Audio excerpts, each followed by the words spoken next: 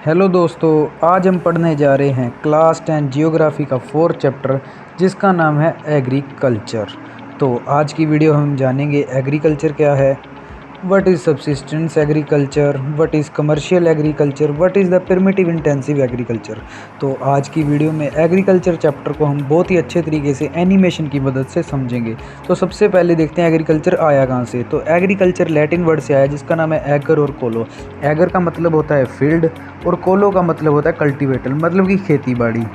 तो एग्रीकल्चर की डेफिनेशन है, agriculture is the science and art of cultivation on soil, rearing crops and rearing live stock. Hindi में समझे तो फसल उगाने और जानवरों को रखने की कला को ही हम एग्रीकल्चर कहते हैं। हम एग्रीकल्चर को फार्मिंग के नाम से भी जानते हैं। तो अब जानते हैं subsistence farming. A type of farming where farmer cultivated crop for self consumption and not to sell in the market। जब लोग अपने खाने पीने के लिए, खुद के लिए, अपनी फैमिली के लिए एग्रीकल्चर करते हैं बल्कि उसे मार्केट में बिल्कुल नहीं बेचते, तो इस तरफ की एग्रीकल्चर को कहा जाता है सब्सिस्टेंस एग्रीकल्चर। नेक्स्ट है commercial farming. Cultivated crop on large quantity primarily for selling in the market. जब किसी बहुत ही ज़्यादा बड़े स्केल पर फार्मिंग की जाती है और उसे मार्केट में बेचा जाता है और उससे हम पैसा कमाते हैं, इसी को कहते हैं कमर्शियल फार्मिंग। तो अब जानते हैं फार्मिंग क्या है। तो फार्मिंग नॉर्मली आप जानो कि खेती बाड़ी, खेती करना ही फार्मिंग है। फार्मिंग को दो पार्ट में डिवाइड किया गया है। पहला है सब्सिस्टेंस फार्मिंग, दूसरा है कमर्शियल फार्मिंग। चलिए जान लेते हैं सब्सिस्टेंस फार्मिंग क्या होता है। तो जैसे मैंने कि आपको बताया, जो कि फैमिली के लिए की जाए, अपने बच्चों को पालने के लिए की जाए, और ये फार्मिंग को आपको याद रखना है कि बहुत ही छोटे लेवल पर होती है, कोई बड़े स्केल पर नहीं होती, और ये फैमिली को पालने के लिए की जाती है। इस तरह की फार्मिंग में जो टेक्नोलॉजी होती है वो बहुत ही ज़्यादा लो होती है, और इस सब्सिस्टेंस फार्मिंग में जो घर के लोग होते हैं ना, वही लेबर बन के काम करते हैं, और इस फार्मिंग को उपयोगी बनाया जाता है थ्रू द लेबर। तो सब्सिस्टेंस फार्मिंग को भी दो तरीकों में डिवाइड कर दिया जाता है। पहली है परमिटिव सब्सिस्टेंस फार्मिंग और दूसरी है इंटेंसिव सब्सिस्टेंस फार्मिंग। तो परमिटिव सब्सिस्टेंस फार्मिंग में जो कि पेड़ होते हैं उन्हें काटा जाता है, और जो अनवांटेड पार्ट बचता है उसे जला दिया जाता है। जलाने के बाद वहाँ से निकलती है ऐश, और ऐश तो आपको पता ही है हमारे खेतों के लिए बहुत ही ज़्यादा अच्छी होती है। इस तरीके की फार्मिंग में बहुत ही सिंपल सी मशीनों का यूज़ किया जाता है, हो, डाओ और डिगिंग स्टिक। तो अगला है अपने पास इंटेंसिव सब्सिस्टेंस फार्मिंग। इसमें पॉपुलेशन तो बहुत है लेकिन लैंड है जो कि कम है, इसलिए कम लैंड भी हमें ज़्यादा आउटपुट देता है। इस तरीके की फार्मिंग में जो बायोकेमिकल का यूज़ है वो बहुत ही ज़्यादा होता है, और एडवांस इरिगेशन की जाती है, जिससे हमें रिज़ल्ट मिलता है हाई प्रोडक्शन का। इस फार्मिंग के कुछ कॉजेज़ भी हैं, जैसे damaging to the natural environment. अब जानते हैं कमर्शियल फार्मिंग क्या है। A kind of farming in which crop are grown and animals are reared for selling in the market is called commercial farming. तो इस तरीके की फार्मिंग में क्रॉप को उगाया जाता है, एनिमल की खाल को बेचा जाता है, जिससे कि फार्मरों को बहुत ही ज़्यादा पैसा मिलता है, तो उसे हम कहते हैं कमर्शियल फार्मिंग। तो इसके कुछ एग्जाम्पल भी आ जाएंगे, जैसे कि rice, T powder, milk etcetera. और इसमें मशीनों का बहुत ही ज़्यादा यूज़ होता है।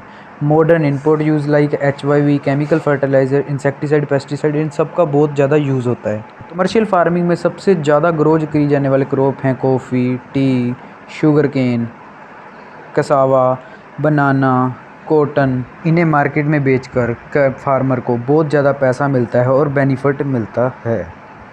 तो जौन सी चीज़ मैं अब बताने वाला हूँ ना, इसे दिमाग में रख लेना, क्योंकि एग्ज़ाम में से यही ज़्यादातर पूछा जाता है, मैप भी आपको पूछ सकते हैं। तो मैं बताने वाला हूँ क्रॉपिंग सीज़न। क्रॉपिंग सीज़न को 3 सीज़न में डिवाइड किया है। पहला है खरीफ, दूसरा है रबी और तीसरा है ज़ैद। चलिए अब खरीफ सीज़न को देख लेते हैं। Crop are sown in the June and harvest in the September to October. तो उन्हें हम कहते हैं kharif season. Cultivated crop in kharif season paddy, maize, jowar, बाजरा, टुर, मूंग, कॉटन, जूट एक्सेट्रा। तो ये था खरीफ सीज़न। अब हम बात कर लेते हैं राबी सीज़न की।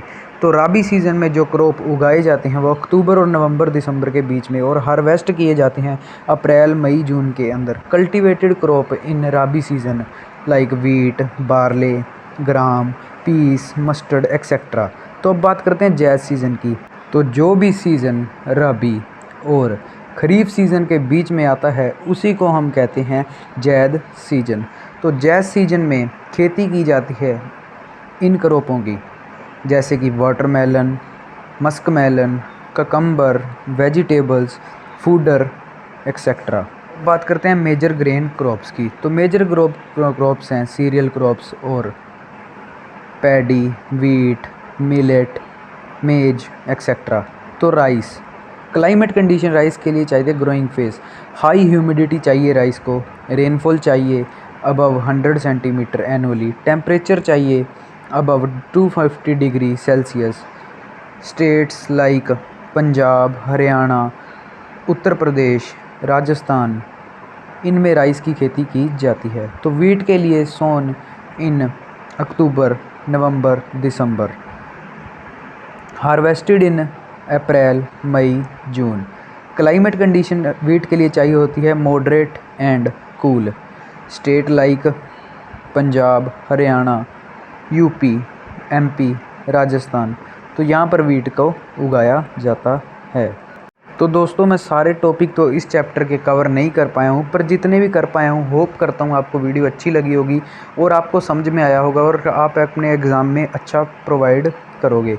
लेकिन अगर आपको इस चैप्टर के नोट्स चाहिए तो मुझे कमेंट बॉक्स में बता देना, मैं जल्द ही आपको नोट्स भी प्रोवाइड कर दूँगा।